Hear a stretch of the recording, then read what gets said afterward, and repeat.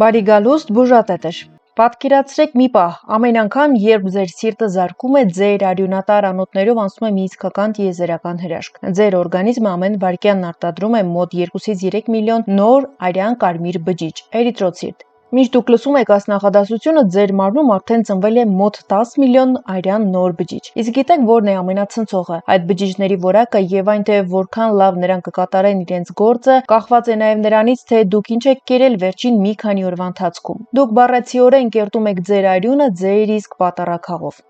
Մարդիկ հազարավոր դրամներ են ծախսում թանկարժեք դեղհաբերի եւ վիտամինների վրա, այնինչ առողջության բանալին հաճախ թաքնված է հենց իրենց սառնարանում։ Այսօր միասին կիսելու ենք մի շատ կարևոր գաղտնիք, թե ինչպես սովորական սննդի միջոցով բառացիորեն նորացնել ձեր արյունը։ Մեր օրգանիզմի կենդանի գետը։ Ինչու է արյան որակը այդքան կարևոր։ Արյունը պարզապես կարմիր հեղուկ չէ։ Այն մեր օրգանիզմի գլխավոր մայրուղին է, կենդանի գետը, որը հոսում է մեր ներսում կապելով բոլոր օրգանները։ Եկեք հասկանանք, թե ինչ է անում առողջ եւ որակյալ արյունը ձեր մարմնում։ Թթվածնային քաղցի կանխում։ Առողջ արյունը թթվածին է հասցնում ուղեղից մինչև ոտքերի մատների ծայրերը։ Եթե արյան կազմը վատն է, դուք ձեզ մշտապես հոգնած, քնած եւ թույլ եք զգում անկախ նրանից, թե որքան եք քնել։ Ներքին մաքրում։ Արյունը ոչ միայն սնում է, այլև հեռացնում է բոլոր տոքսիններն ու աղբը բջիջներից եւ անվտանգության ծառայություն։ Արյան սպիտակ գնդիկները ձեր ներքին բանակն են, որոնք պաշտպանում են ձեզ վիրուսներից եւ բակտերիաներից։ Եթե մարդու արյունը թանձր է, թույլ է կամ աղքատ է վիտամիններով, օրգանիզմը սկսում է խեղդվել եւ դանդաղել։ Բայց լավ նորությունը այն է, որ արյունը ունի ինքնավերականգնման հրաշալի հատկություն։ 5 լավագույն մթերքները առողջ արյուն ունենալու համար։ Կերեք սա եւ օգնեք ինքներդ ձեզ։ 5-րդ տեղում ցիտրուսային մրգերն են, երկաթի վերականգնման կատալիզատոր։ Ցիտրուսները հանդես են գալիս որպես քիմիական կապող օղակ։ Սննդի մեջ երկաթը, հատկապես բուսականը, գտնվում է մի վիճակում, որը աղիները չեն կարողանում ներծծել։ Որպեսզի ներծծում տեղի ունենա, այն պետք է վերածվի երկվալենտ երկաթի։ Ասկորբինաթթուն վիտամին C-ն հզոր վերականգնիչ է։ Հենց նա է օգնում, որ մեր օրգանիզմում երկաթը ներծծվի։ Այս պարզ քիմիական ռեակցիան բուսական սննդից երկաթի յուրացումը մեծացնում է մինչև 500%-ով։ Օրական կես նարինջ, թուրինջ կամ կես կիտրոնի թարմ հյութ հիմնական սննդի հետ միասին։ Երբեք մի կերեք ցիտրուսները որպես առանձին աղանդեր։ Դրանց նպատակը սննդի մեջ եղած երկաթը փրկելն է։ Կերեք դրանք հենց մսային կամ լոբով կերակրատեսակների հետ միաժամանակ։ 4-րդ տեղում ոսպն է եւ լոբազգիները, ոչ հեմային երկաթի եւ ամինաթթուների մատրիցան։ Հեմոգլոբինը ոչ միայն երկաթ է, այլև հսկայական սպիտակուցային շղթա։ Հեմոգլոբինի մոլեկուլի 96%-ը սպիտակուց է, գլոբին եւ միայն 4%-ն է երկաթ։ Ոսպը մարմնին ապահովում է անհրաժեշտ ամինաթթուներով այդ սպիտակուցային կառուցվածքը հավաքելու համար։ 100 գրամ ոսպը պարունակում է մոտ 7 միլիգրամ երկաթ։ Չնայած սա ոչ հեմային երկաթ է, այն ունի մի մեծ առավելություն։ Չի առաջացնում օրգանիզմի տոքսիկ գերծանաբեռնվածություն երկաթով, քանի որ մեր մարմինը վերահսկում է բուսական երկաթի ներծծման աստիճանը։ Անհրաժեշտ է շաբաթական 2-3 անգամ օգտագործել 150-ից 200 գրամ պատրաստի տեսքով ոսպ եւ լոբազգիներ։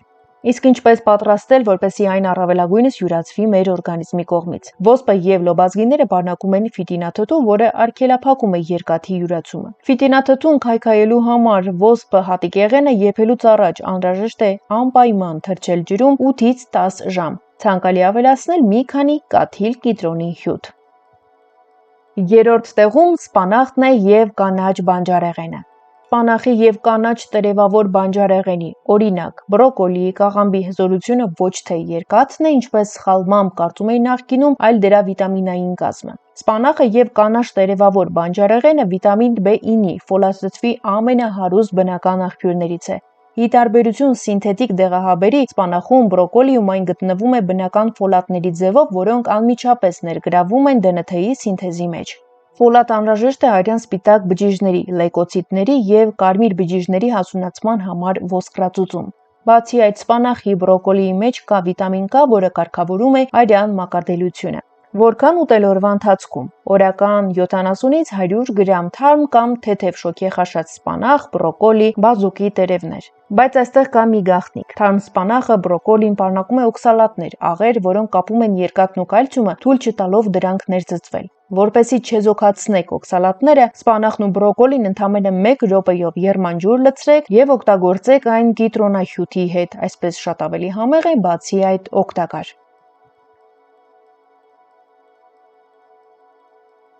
Դե իսկ երկրորդ տեղում նուրն է եւ նռան հյութը, ազոտի օքսիդի եւ պոլիֆենոլների ռեակտոր։ Նուրը ոչ միայն այրուն է ստեղծում, այլև բարելավում է այրան հիդրոդինամիկան, հոսունությունը։ Նուրը պարունակում է հզոր անտոցյաններ եւ ունիկալագիններ։ Այն լայնացնում է մազանոթները, նվազեցնում է այրան մածուցիկությունը, թանձրությունը, կանխում է էրիթրոցիտների կպչունությունը, կանխում է թրոմբների առաջացումը։ Նռան մեջ առկա պղինձը հանդիսանում է կոֆակտոր, որը օգնում է երկաթին կապվել հեմոգլոբինի հետ։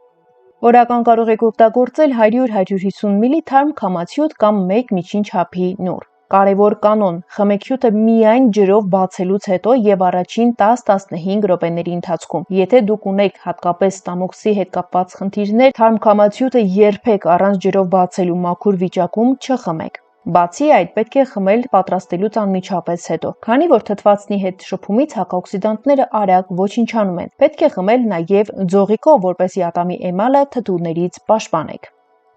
Դե իսկ որ մթերքն է առաջին տեղում արյան համար։ Պարզվում է այն տավարի լյարդն է։ B12-ի եւ հեմային երկաթի ոսկե պաշարը։ Տավարի լյարդը պարզապես միս չէ, այն օրգանիզմի ամենախտացված վիտամինային կոմպլեքսն է։ Զարմանալի է, բայց այո։ Երկաթը լինում է երկու տեսակի՝ հեմային, այսինքն կենդանական, եւ ոչ հեմային, բուսական երկաթ։ Հեմային երկաթը կապված է հեմոգլոբինի մոլեկուլին, ինչի շնորհիվ աղիների լորձաթաղանթը այն յուրացնում է 20-30% արդյունավետությամբ, ի տարբերություն բուսական երկաթի, որը յուրացվում է ընդամենը 3-ից 5%-ով։ Բացի այդ, 100 գրամ տավարի լյարդը պարունակում է վիտամին B12-ի, այս չափազանց կարևոր վիտամինի օրական նորմայի ավելի քան 1000%-ը։ Առանց B12-ի ոսկրածուծում էրիթրոցիտները չեն կարողանում կիսվել, մնում են հսկայական եւ անպիտան եւ արագ քայքայվում են։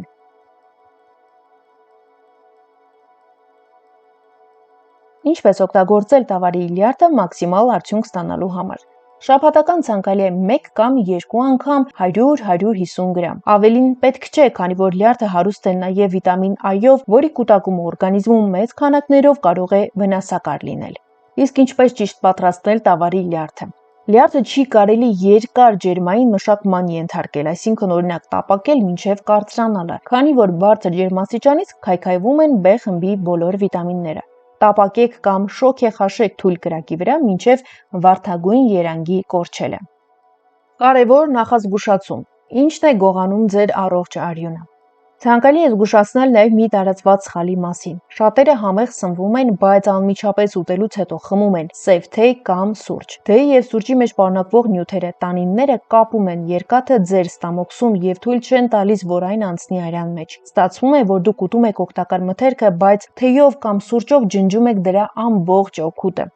Բժշկական խորհուրդ. թեյ կամ սուրճը խմեք ուտելուց նվազագույնը 40-ից 60 րոպե անց, ցանկալի է 1.5 ժամ անց։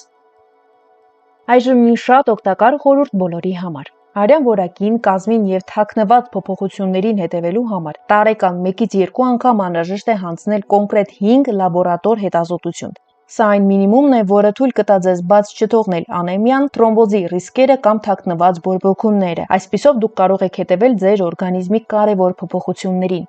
Ահա այդ անալիզների ցանկը։ Արյան ընդհանուր անալիզ Leico ֆորմուլայով։ Սա ձեր հիմնական բազան է։ Ինչու հանձնել։ Սա ցույց է տալիս հեմոգլոբինի մակարդակը, էրիթրոցիտների չափն ու որակը, ինչպես նաև թրոմբոցիտները, այսինքն արյան մածուցիկությունը, որպեսզի հետևեք ձեր արյան խտությանը։ Լեյկոցիտար բանաձևը հուշում է օրգանիզմում առկա թաքնված վիրուսային կամ բակտերիալ բորբոքումների մասին։ Հաճախականությունը՝ սա հանձնեք տարեկան 2 անգամ։ Սա շատ մատչելի անալիզ է, բայց ցույց է տալիս ձեր օրգանիզմի ընդհանուր վիճակը։ Այն հայաստանյան լաբորատորիաներում արժի 2000-ից 3000 դրամ։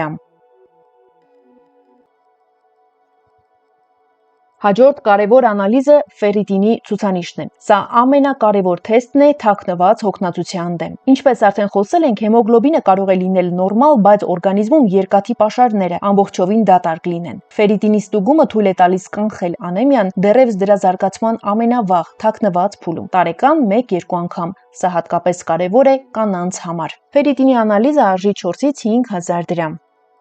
Այստեղ պետք է նշել, որ երկաթի եւ ֆերրիտինի անալիզները լիովին տարբեր բաներ են, թեև երկուսն էլ կապված են երկաթի հետ։ Սա բժշկական պրակտիկայում ամենատարածված շփոթմունքներից է, որի պատճառով մարդիկ հաճախ բաց են թողնում անեմիայի սկզբնական փուլը։ Սերում իրոն, շիճուկային երկաթ։ Շիճուկային երկաթը ցույց է տալիս, թե տվյալ պահին, այդ օրը, այդ ժամին որքան երկաթ է շրջանառվում ձեր արյան մեջ։ Այս ցուցանիշը չափազանց անկայուն է։ Եթե անալիզ հանձնելու նախորդ օրը լավ միս եք կերել կամ երկաթ պարունակող որևէ վիտամին, ապա արյան մեջ կազմը այդ պահին ցույց կտա բարձր կամ նորմալ։ Իսկ ահա ֆերրիտինը այլ բան է։ Ֆերրիտինը հատուկ սպիտակուց է, որի ներսում օրգանիզմը կուտակում եւ պահում է երկաթի հիմնական պաշարները։